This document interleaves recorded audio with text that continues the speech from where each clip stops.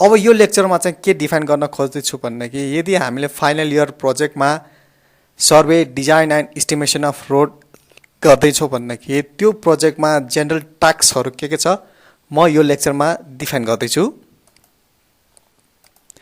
अब हामीले first task गर्नुपर्ने भनेको सर्वे हो। सर्वे भनेको सपोज कुनै एउटा हामीलाई एक्जिस्टिङ रोड अथवा कुनै एउटा ओरिजिन र डेस्टिनेसन दिएको छ भन्दाखेरि न्यू अलाइनमेन्ट बनाउनु छ भन्दाखेरि एक्जिस्टिङ रोड अथवा न्यू अलाइनमेन्टको हामी सर्वे गर्छौँ। त्यो सर्वे भनेको हामी जनरली दुईवटा मेथडमा सर्वे गर्न सक्छौँ। फर्स्ट भनेको आइपी मेथड। यो आइपी मेथड भनेको डिजाइन अन फिल्ड। अब डिजाइन अन फिल्ड भनेको हामीलाई ओरिजिन र डेस्टिनेसन दिएको छ भन्दाखेरि त्यो ओरिजिन र डेस्टिनेसनमा चाहिँ हामी फिल्डमै अलाइनमेन्ट डिजाइन गर्छौँ अथवा कर्भहरू डिजाइन गर्छौँ र त्यो अलाइनमेन्ट डिजाइन गरिसकेपछि त्यो अलाइनमेन्टको क्रस सेक्सन एल सेक्सन सबै हामी फिल्डबाट एक्स्ट्रा गर्छौँ भन्दाखेरि अब त्यो डाटा चाहिँ पछि हामी सफ्टवेयरमा युज गरेर फर्दर डिजाइन प्रोसिडर अगाडि बढ्छौँ। त्यसरी सेकेन्ड मेथड अफ सर्वे भनेको हामी टोपोग्राफिक सर्वे छ। यो टोपोग्राफिक सर्वे चाहिँ हामी के गर्छौँ भन्दाखेरि टेन्टेटिभ सेन्टर लाइन रिगार्डिङ अथवा based on obligatory point and gradient अनुसार फिक्स गर्छौँ र त्यो टेन्टेटिभ सेन्टर लाइनको लेफ्ट राइट 7.5 15 मिटर अथवा 25 मिटर चाहिँ हामी डिटेल सर्वे गर्छौँ। जस्तै यो भनेको अहिले हाम्रो टेन्टेटिभ सेन्टर लाइन छ। अब यो टेन्टेटिभ सेन्टर लाइनबाट लेफ्टमा 7.5 मिटर राइटमा 7.5 मिटर अथवा लेफ्टमा 15 मिटर राइटमा 15 मिटर अथवा लेफ्टमा 25 मिटर अथवा राइटमा 25 मिटर टोटल स्ट्राइप सर्वे हामी गर्छौँ बेस्ड अन डिस्ट्रिक्ट रोड। यदि हाम्रो डिस्ट्रिक्ट रोड छ भन्दाखेरि हामी रोडको सेन्टरबाट लेफ्टमा 7.5 मिटर राइटमा 7.5 metre total 15 metre for district road. Feeder रोडको लागि चाहिँ 30 मिटर स्ट्राइप र नेसनल हाइवे छ भन्दाखेरि 50 मिटर स्ट्राइपको चाहिँ यसरी डिटेल टोपोग्राफिक सर्वे गर्छौँ। र अहिले हामी फाइनल इयर प्रोजेक्टको लागि चाहिँ हामी 2.5 किलोमिटरको रोड चाहिँ हामी सर्वे गर्नुपर्ने हुन्छ। त्यसरी सर्वे गरिसकेपछिको हाम्रो स्याम्पल डाटा यस्तो आउँछ जस्तै हाम्रो XYZ र रिमार्क्स भनेर यसरी हामी टोटल 2.5 किलोमिटर रोडको चाहिँ हामी डिटेल सर्वे गर्छौँ, डिटेल टोपोग्राफिक सर्वे गर्छौँ। त्यसरी सर्वेमै अर्को काम गर्नुपर्ने भनेको ट्राफिक सर्वे हो। अब ट्राफिक सर्वे गर्दाखेरि classified traffic survey on peak hour भनेको त्यो सेक्सन अफ रोड अथवा एक्जिस्टिङ रोडमा चाहिँ अब हाम्रो चाहिँ पिक आवरमा चाहिँ क्लासिफाइड ट्राफिक सर्वे भनेको डिफ्रेन्ट टाइप्स अफ भेहिकल कति नम्बरमा भेहिकल आउँछ त्यो चाहिँ हामी ट्राफिक सर्वे गर्छौँ र त्यो ट्राफिक सर्वे चाहिँ हामी फर्दर डिजाइन पिरियडसम्म प्रोजेक्सन गर्छौँ र प्रोजेक्टेड ट्राफिक चाहिँ हामी पेमेन्ट डिजाइनको लागि युज गर्छौँ। जस्तै एउटा एक्जाम्पलको लागि डिफ्रेन्ट टाइप्स अफ भेहिकल कति नम्बरमा आयो भनेर हामी यसरी यो 1 घन्टाको अथवा आधा घन्टाको यसरी स्याम्पल दिएको छ, यसरी नै हामी क्लासिफाइड भेहिकल काउन्ट गर्नुपर्ने हुन्छ। त्यसरी थर्ड टाइप्स अफ सर्वेमा भन्नाले सर्वे भन्ने बित्तिकै अब ल्याब टेस्ट गर्नुपर्ने हुन्छ। ल्याब टेस्ट भनेको एक्जिस्टिङ ग्राउन्ड सर्फेसको सिभियर टेस्ट गर्नुपर्ने हुन्छ। त्यो सिभियर टेस्ट भनेको आइदर डिस्टर्ब स्याम्पल और डिस्टर्ब स्याम्पल भनेको डाइनामिक कम्प्याक्सन इन ल्याब, हामी ल्याबमा ल्याएर गर्छौँ त्यो भनेको dynamic compaction, that is a disturb sample. र अनडिस्टर्ब स्याम्पल भनेको डाइनामिक कोन पेनिट्रेसन टेस्टबाट पनि फिल्डमै गएर हामी सिभियर टेस्ट गर्न सक्छौँ। र यसरी हामीले सर्वे गरिसकेपछि सेकेन्ड स्टेपमा हामीले चाहिँ के गर्नुपर्छ भन्दाखेरि त्यो सर्वे गरेको डाटालाई चाहिँ हामी टोपोग्राफिक प्लानहरू जेनेरेट गर्नुपर्ने हुन्छ। Topographic plan and with contour हामी जेनेरेट गर्न सक्छौँ by using AutoCAD or SW road अथवा SW road version 2 learning edition as well as professional edition. त्यसैगरी स्मार्ट रोडबाट पनि गर्न सक्छौँ, त्यसैगरी सिभिल 3Dबाट पनि गर्न सक्छौँ। यसरी हामीले सर्वे गरिसकेपछि यसो टोपो म्याप चाहिँ हामी यसरी जेनेरेट गर्छौँ सेकेन्ड स्टेपमा। त्यसरी अब थर्ड स्टेपमा हामी के गर्छौँ भन्दाखेरि पेभमेन्ट डिजाइन गर्छौँ। यो पेभमेन्ट डिजाइन भनेको हामीले क्लासिफाइड ट्राफिक भोल्युम काउन्ट गरिसकेपछि त्यसलाई प्रोजेक्टेड डिजाइन पिरियडसम्म प्रोजेक्ट गरिसकेपछि त्यो डिजाइन ट्राफिक र CBR of sub grade layer चाहिँ हामी पेभमेन्ट डिजाइन गर्छौँ। फर फ्लेक्सिबल पेभमेन्टको लागि चाहिँ हामी डिओआर गाइडलाइन्स र ओभरसिज रोड नट 31 युज गर्छौँ भन्दाखेरि फर रिजिड पेभमेन्ट हामी आइआरसी अथवा डिओआर गाइडलाइन्स युज गर्छौँ। जस्तो अहिले यो फिगरमा देखेको छ भन्दाखेरि टिपिकल क्रस सेक्सन अफ अथवा different layers of pavement in flexible पेभमेन्टमा कुन कुन लेयरहरू आउँछ भन्दाखेरि जस्तै compacted sub grade sub base course, binder course र सर्फेस कोर्स भनेपछि यो सबै डिफ्रेन्ट लेयर्स अफ पेभमेन्ट चाहिँ हामी यो पेभमेन्ट डिजाइनमा डिजाइन गर्छौं।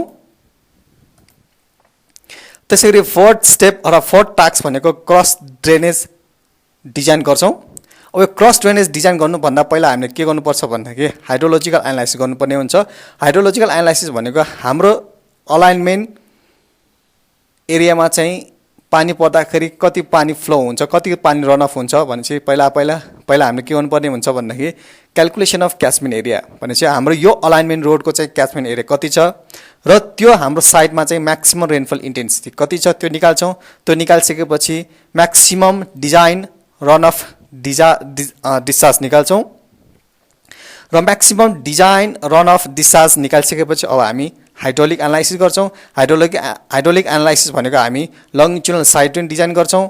त्यसैगरी क्रस ड्रेनेज स्ट्रक्चरको रूपमा चाहिँ culvert, pipe culvert, box culvert, slab culvert र कजवे इत्यादि हामी डिजाइन गर्छौं। जस्तै एक्जाम्पलमा यो trapezoidal longitudinal drain, rectangular longitudinal drain, त्यसैगरी कल्भर्टको रूपमा चाहिँ पाइप कल्भर्ट र बक्स कल्भर्ट यहाँ एक्जाम्पलमा देखाएको छ।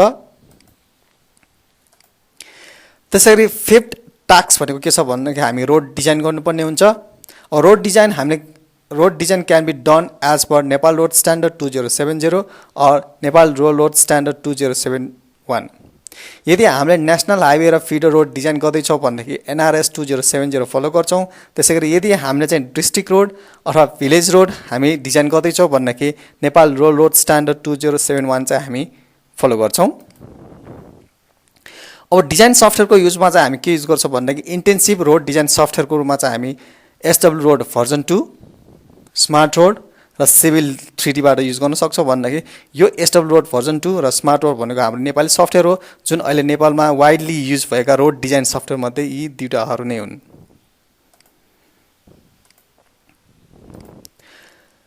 अब यो final project on road design survey and इस्टिमेटमा म तपाईलाई चाहिँ के रेकमेन्ड गर्छु भन्दाखेरि SW रोड भर्जन 2 रेकमेन्ड गर्छु। अब यो SW रोड भर्जन 2 भनेको दुईटा भर्जनमा पब्लिश अथवा लन्च गरिसकेको छ। एउटा भनेको प्रोफेसनल भर्जन छ।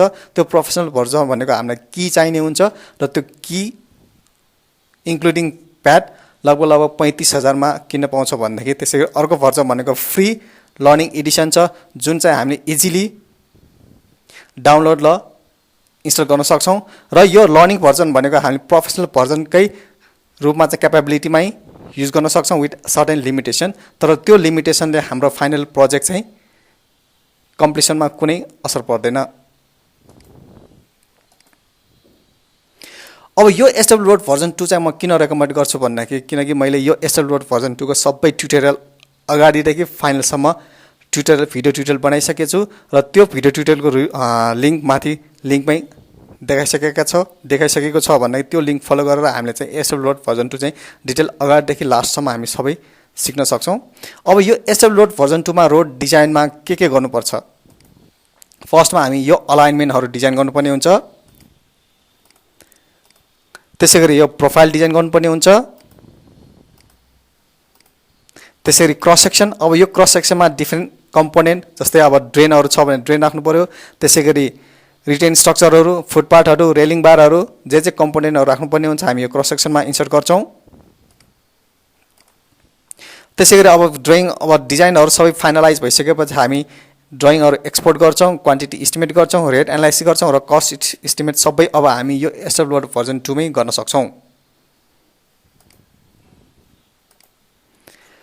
त्यसैगरी 6 टास्क भनेको हामी रिपोर्ट सबमिसन गर्छौं। रिपोर्ट सबमिसनमा हामी के गर्छौं भन्दाखेरि मेन रिपोर्ट भयो। त्यसैगरी एनेक्सेस को रूपमा चाहिँ हामी के इन्क्लुड गर्नुपर्ने हुन्छ भन्दाखेरि सर्वे डाटा, ट्राफिक डाटा, त्यसैगरी सिभियर टेस्ट अफ सबग्रेड, त्यसैगरी डिजाइन प्यारामिटर्सहरु, डिजाइन टेबल्सहरु, त्यसैगरी डिजाइन एक्सपोर्टहरु जस्तै ड्रइङहरु, रेट एनालाइसिसहरु, कस्ट एस्टिमेसनहरु, त्यसैगरी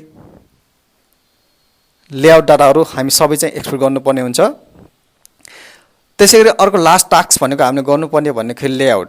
अब यो लेआउट भनेको के छ भन्दाखेरि हामीले SW रोड भर्जन 2 अथवा स्मार्ट रोड युज गरेर हामीले चाहिँ कम्प्युटरमा रोड डिजाइन गरिसकेका हुन्छौँ भन्दाखेरि अब त्यो कम्प्युटरमा रोड डिजाइन गरिसकेको रोड चाहिँ रियल एक्चुअल फिल्डमा चाहिँ हाम्रो रोड सेन्टर लाइन कताबाट गइराखेको छ त्यो हामीले लेआउट गर्नुपर्ने हुन्छ र त्यो सेन्टर लाइन अनुसार चाहिँ हाम्रो रोड कन्स्ट्रक्सन गर्ने हुँदाखेरि अब त्यो रोडको डिजाइन रोडको सेन्टर लाइन हामी ग्राउन्डमा लेआउट गर्नुपर्ने हुन्छ। अब नर्मली अब हामीले ग्राउन्डमा लेआउट गर्दाखेरि त्यो अलाइनमेन्टको हामी डिफ्रेन्ट कर्भहरूको चाहिँ before curve, mid of curve र एन्ड अफ कर्भ लोकेट गर्छौँ। त्यसै गरी हामी डिफ्रेन्ट चेन्जेस मल्टिपल जस्तै 10-10 मिटरको इन्टरभल अथवा 20-20 मिटरको इन्टरभलमा पनि हामी सबै ग्राउन्डमा लोकेट गर्छौँ। यसरी लोकेट गरिसकेपछि हामीले डिजाइन गरेको रोडको सेन्टर लाइन हामी ग्राउन्डमा लोकेट गर्छौँ र कन्स्ट्रक्सन गर्दाखेरि त्यो रोडको सेन्टर लाइनबाट लेफ्ट र राइट हुँदै रोडको विड्थ बनाउँदै जाने हो।